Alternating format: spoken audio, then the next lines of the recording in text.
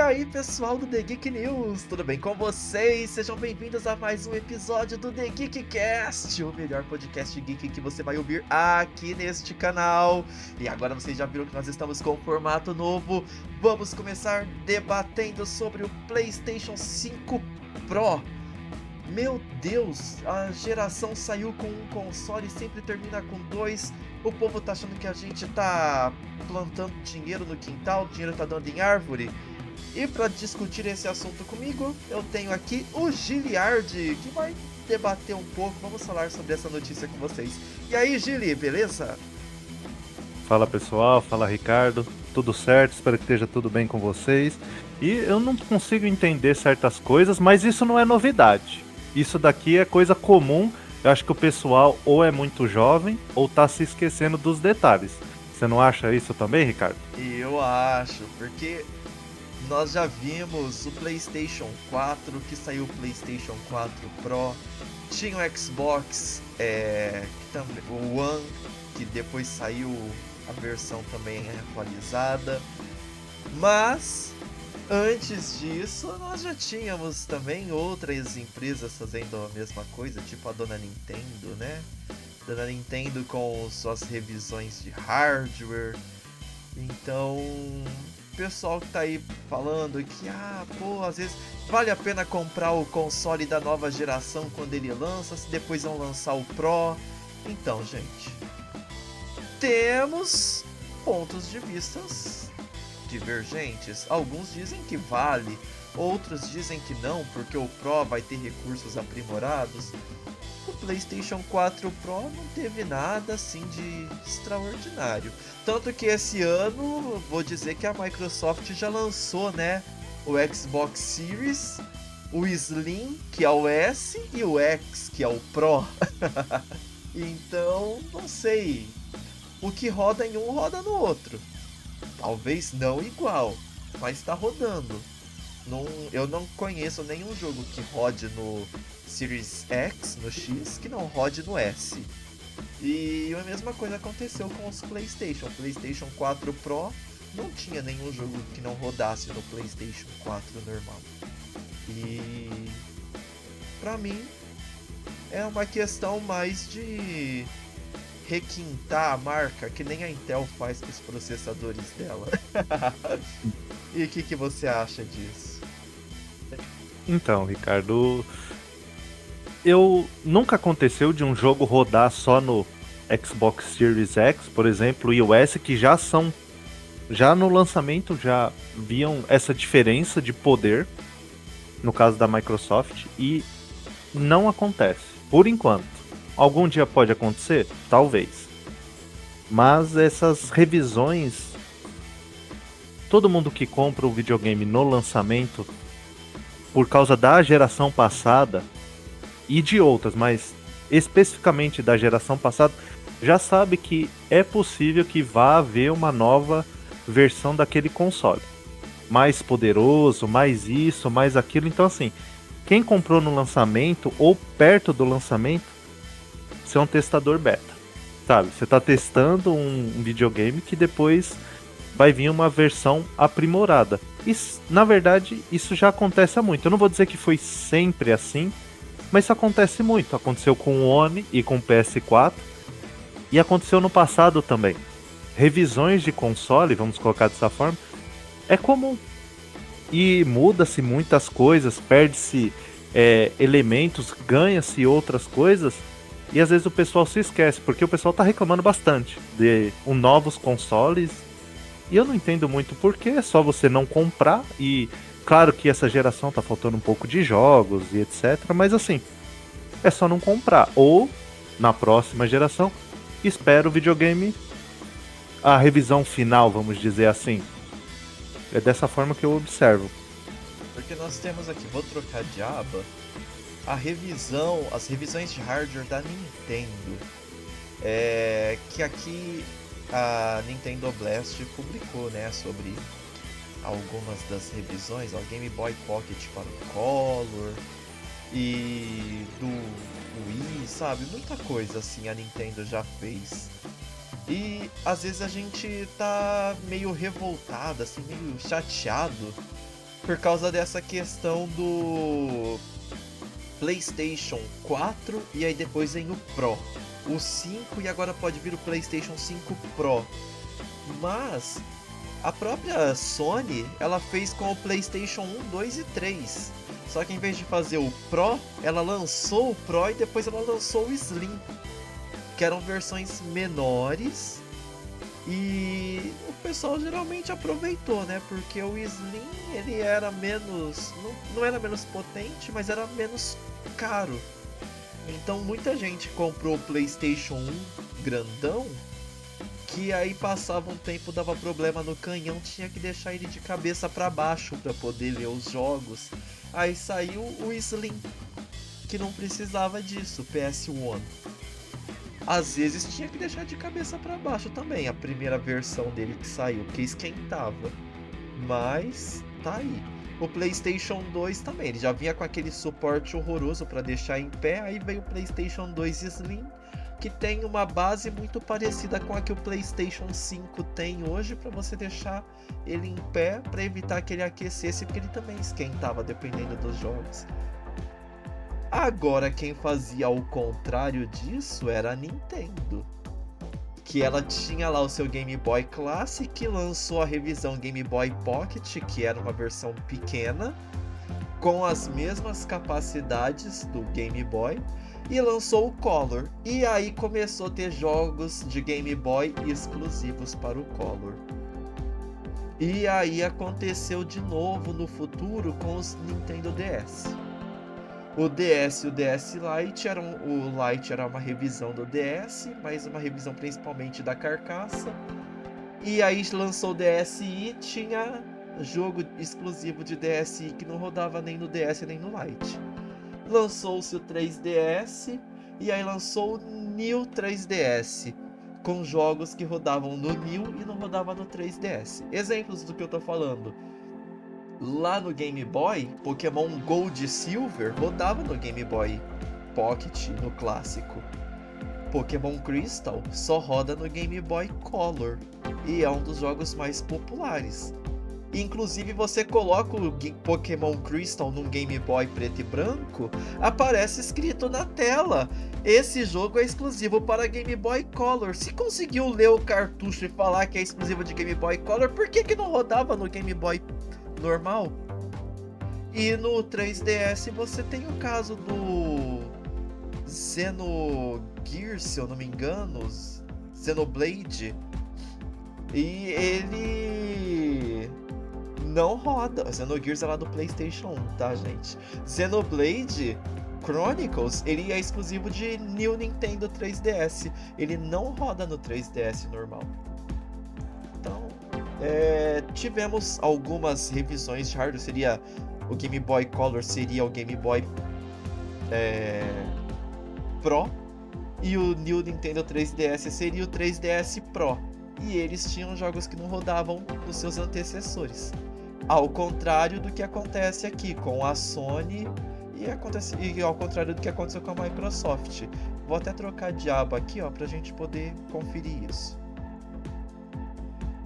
Então, temos essa questão aí. Eu acho que assim, no início da geração eu não compraria um console por dois motivos. Uma, porque vamos descobrir os que vêm com os problemas, a possível luz azul da morte lá do Xbox. As três luzes vermelhas. As três luzes vermelhas da morte. E o preço. Eu acho que o principal impedimento para que eu comprasse um console logo quando ele fosse lançado é o preço. Que nem hoje eu tava olhando aqui o PlayStation 5, a versão atual com drive de disco, tava por R$3.400. Não tava mais os 5.000 do lançamento. Então, o preço e esse PlayStation 5 de hoje não é o mesmo PlayStation 5 que foi lançado há 4 anos atrás ali. Ele já é uma versão revisada. É que a Sony não vai ficar anunciando, mas pelo que eu entendi, ele é um pouquinho mais leve e aquece um pouquinho menos porque houve a evolução na metodologia de produção. Então, a primeira versão ela é grande, ela é um pouco mais complicada. Temos que tomar um pouco cuidado. É muito entusiasta. Você que não é tão entusiasta e também não é tão rico, espera ali passar 1, 2 anos, aí você compra. Às vezes você acha um bundle legal que já vem com um jogo que você gosta, tipo PlayStation 5 com Homem-Aranha. Não sei. Mas é o que o Giliardi falou. Não compra. Se você não. Se você quer esperar, espera a versão Pro, que a gente já sabe que vai acabar saindo. Exceto o Switch, né? Que não saiu. Todo mundo esperando o Switch Pro. Saiu só um com tela OLED, que a bateria dura um pouquinho mais. Mas é isso. Eu acho que se fosse comprar hoje, talvez eu compraria o PlayStation 5 normal com disco, que o preço tá relativamente bom, 3.500. Já baixou aí R$ 1.500. Estaria valendo a pena pra mim. 30% de desconto. Quem não quer? Sem desconto é sempre bom e já é de praxe. No caso, aí tem que esperar mais uma geração, porque tem aquela ideia de que as gerações podem terminar, né, de videogames, encerrar, e aí vir serviços de assinatura. Eu não sei como vai ser o futuro. Mas se na próxima geração as pessoas não precisar, se você consegue esperar, ou, sei lá, o meu caso foi, eu tinha o meu Xbox One Slim, e Slim não era o videocassete, era o Slim, já uma revisão de hardware, não é o parrudão, o 4K lá, é o Slim, e ele pifou, ele quebrou, e aí era uma época daquela doença, sabe, gente? E aí eu preferi comprar um videogame novo do que sair de casa, levar para arrumar e etc. E aí eu preferi o Series S, praticamente no lançamento. 4 meses depois do lançamento, eu acabei comprando o videogame. E foi apenas por isso, mas já sabendo do risco de que talvez não é a política da Microsoft. O que roda no Series X tem que rodar no Series S. Claro, com menos performance e gráficos, mas existe o risco. Então, esse foi o único motivo, mas eu não compraria um videogame de início de geração por causa dessas revisões que acontecem. Igual o primeiro pessoal que comprou o Xbox 360 começou a ter uma série de problemas por causa das luzes da morte. Então houve uma revisão do 360 e a melhoria, a versão final dele hoje é muito boa. Se existir alguma versão nova, ela vai estar zerada, com correções de defeitos de fabricação e etc, igual o Ricardo citou, com relação à refrigeração melhor, peças melhores, ou às vezes um pouquinho maior a velocidade de processamento. Essas coisas acontecem. Barateamento vai acontecendo conforme vai passando. Então, eu diria, segurar o lançamento igual aconteceu aí na notícia, que é falado lá no título da notícia, sobre esperar o GTA, é apenas para vender o videogame e ter um motivo para chegar e falar: olha, gente, saiu o GTA, a gente tem um videogame aqui que é melhor, quando na verdade ele não vai entregar uma performance assim tão incrível quanto o pessoal acha. É uma tática das empresas e eu não compraria. Simples assim. Melhor esperar. Vamos ver aí no próxima geração. É melhor esperar a versão definitiva dos videogames. Exatamente, porque essa questão das revisões de hardware, elas têm muito a ver com o marketing também. Porque a gente pode ver, o PlayStation 5 já tá aí revisado e a Sony não anunciou, não falou: olha, nós vamos lançar um novo modelo de PlayStation 5 que aquece menos, tem melhor refrigeração, é mais leve. Não. Por quê? Porque não era interessante para ela.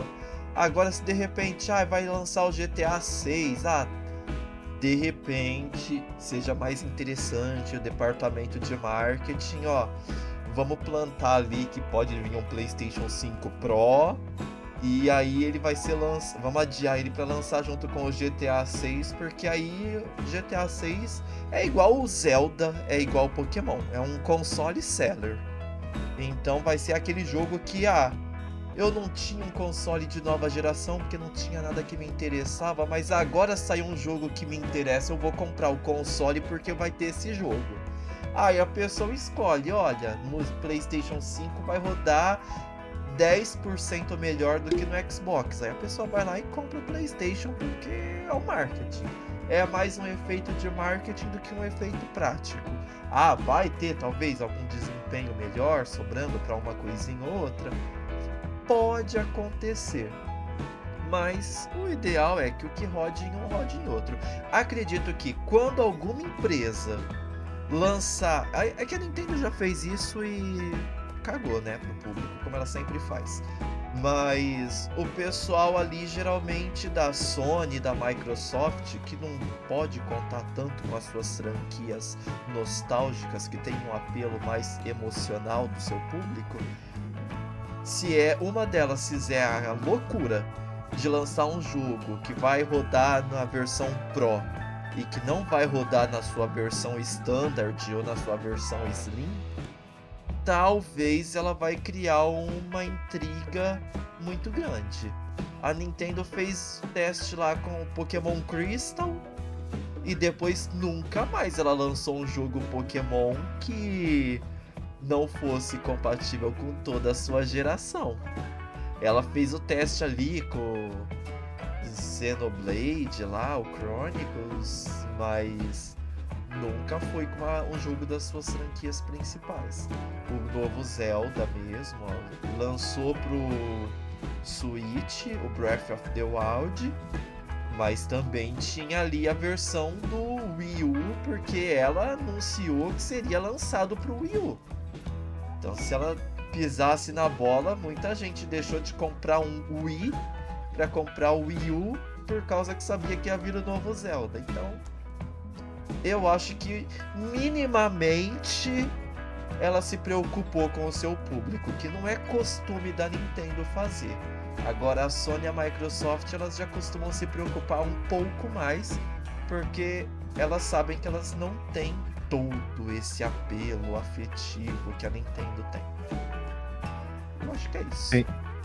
E para lembrar, se a Sony e a Microsoft quiser patrocinar o canal, ó, só entrar em contato depois dessa defesa espetacular.